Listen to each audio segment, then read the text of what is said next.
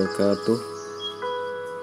Saat ini saya akan berkisah tentang Nabi Nuh alaihissalam, di mana Nabi Nuh ini adalah seorang nabi dan rasul yang diutus Allah untuk mendakwahi kaumnya, di mana pada saat itu kaumnya adalah orang-orang yang gemar membuat berhala-berhala. Mereka membuat berhala akan orang-orang yang mereka kultuskan. Pada awalnya mereka hanya sebatas mengaguminya saja. Namun seiring berjalannya waktu, setan datang menggoda, membuat kaum Nabi Nuh alaihissalam menyembah patung-patung tersebut. Bahkan di antara patung-patung itu terdapat 5 patung yang sangat mereka agung-agungkan, yang sangat mereka sembah. Dan di tengah-tengah itu Nabi Nuh alaihissalam menyaksikan apa yang terjadi pada umatnya. Dan beliau mulai merasa gelisah, merasa resah dengan keadaan umatnya yang tersesat dari jalan kebenaran. Setiap hari Nabi Nuh alaihissalam mendakwahi umat-umatnya agar kembali ke jalan Allah Subhanahu wa ta'ala. Namun Nabi Nuh alaihissalam tidak pernah takut, tidak pernah gentar, tidak pernah menyerah. Beliau senantiasa bersujud, memohon, bermunajat kepada Allah agar diberikan jalan yang terbaik, agar diberikan petunjuk di dalam mendakwahi umat-umatnya agar kembali kepada jalan kebenaran. Setiap hari Nabi Nuh tidak bosan, tidak pernah menyerah, terus-menerus memperingati umatnya, memperingati kaumnya agar senantiasa mengikuti perintah Allah dan menjauhi larangannya. Bahkan Nabi Nuh alaihissalam sampai door to door, masuk ke rumah-rumah, mengajak setiap penduduknya agar senantiasa kembali. Walaupun begitu, kurang lebih 950 tahun lamanya Nabi Nuh alaihissalam mendakwahi umatnya, tapi tidak banyak yang menjadi pengikutnya. Sebagaimana disebutkan, tidak lebih dari 80 orang saja.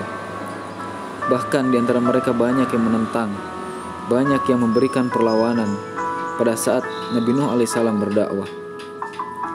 Di antara mereka ada yang menentang, jika memang benar, silahkan engkau datangkan azab itu. Bahkan di antara mereka, pada saat Nabi Nuh alaihissalam berdakwah, mereka menutup telinga-telinga mereka dengan kedua tangan mereka, karena tidak mau enggan untuk mendengarkan apa yang disampaikan oleh Nabi Nuh alaihissalam. Mereka terus menertawai, memperolok-olokkan Nabi Nuh alaihissalam pada saat ia berdakwah. Namun di tengah itu Nabi Nuh alaihissalam senantiasa tetap bermunajat, memohon kepada Allah Subhanahu wa ta'ala agar diberikan jalan terbaik, agar diberikan petunjuk untuk menghadapi kaum-kaumnya. Karena ia yakin Allah lah satu-satunya tempat ia meminta, Allah lah tempat satu-satunya ia bergantung.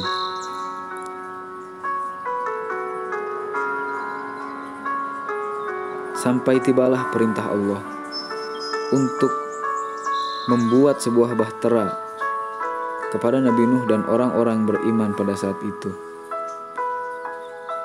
Dan mereka pun membuat bahtera tersebut, meskipun secara akal, secara logika itu sangatlah tidak masuk akal. Namun begitulah orang-orang yang beriman. Mereka tidak pernah ingkar, mereka senantiasa sami'na wa ata'na atas apa yang diperintahkan oleh Allah SWT. Sekalipun orang-orang yang tidak menyukai mereka, para penentang-penentang, orang yang beriman, mereka memperolok-olokkan. Bahkan di antara mereka ada yang berkata, "Kau ini sudah gila ya? Di tengah hutan, di tengah gunung seperti ini, untuk apa engkau membuat perahu? Untuk apa engkau membuat sebuah bahtera yang sangat besar? Bahkan tempat ini sangat jauh dari lautan." Kira-kira seperti itulah lontaran-lontaran cacian dari orang-orang yang menentang, dari orang-orang yang tidak menyukai Nabi Nuh dan orang-orang yang beriman pada saat itu. Sampai tibalah waktu di mana janji Allah terbukti. Malam mulai gelap, hujan mulai turun, air yang berada di dalam perut bumi membuncah keluar, menyembur, menaik dan menyapu bersih yang ada di daratan pada saat itu, menyapu bersih semua makhluk hidup yang ada pada saat itu. Dan Allah hanya menyelamatkan orang yang berada di dalam perahu yang senantiasa ikut dengan Nabi Nuh alaihissalam beserta orang-orang yang beriman. Bahkan hewan yang berpasang-pasangan ikut ke dalamnya. Tibalah suatu Nabi Nuh alaihissalam melihat sebuah puncak gunung di mana di situ terdapat anaknya sendiri sedang berusaha menyelamatkan diri, dan Nabi Nuh alaihissalam berusaha terus mengajak anaknya agar senantiasa ikut ke dalam bahteranya. Namun apa yang terjadi? Ternyata anaknya tersebut dia enggan untuk mengikuti, bahkan dia yakin akan selamat dengan menaiki puncak gunung tersebut. Sampai datanglah sebuah gelombang yang besar yang menyapu anak daripada Nabi Nuh alaihissalam tersebut dan menghilangkannya. Melihat peristiwa tersebut di depan matanya, tentu saja Nabi Nuh alaihissalam merasa sedih, merasa terpukul dengan kejadian tersebut. Ternyata sekalipun anaknya sendiri, ia tidak mempunyai kemampuan untuk menyelamatkannya, dan ia bertasbih, memohon kepada Allah, memohon ampun atas semua yang telah terjadi. Ternyata ia tidak mampu menyelamatkan anak kandungnya sendiri, di mana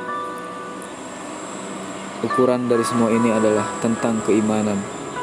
Meskipun anak dan bapak, jika dia tidak beriman, maka Allah tidak akan menyelamatkannya. Sampai Allah kembali air tersebut dan kapal pun mulai berlabuh di sebuah daratan. Dan benarlah janji Allah. Allah menyelamatkan Nabi Nuh alaihissalam dan beserta orang-orang yang beriman, bahkan hewan-hewan yang ikut berada di dalam bahtera tersebut. Maka begitulah kisah Nabi Nuh alaihissalam. Terdapat pelajaran penting dalam kisah ini, bahwa sekalipun keluarga, anak, ayah kandung, jika tidak beriman, tentu mereka tidak akan selamat. Orang-orang yang beriman, sekalipun bukan termasuk keluarga sendiri, Allah akan menyelamatkan di dunia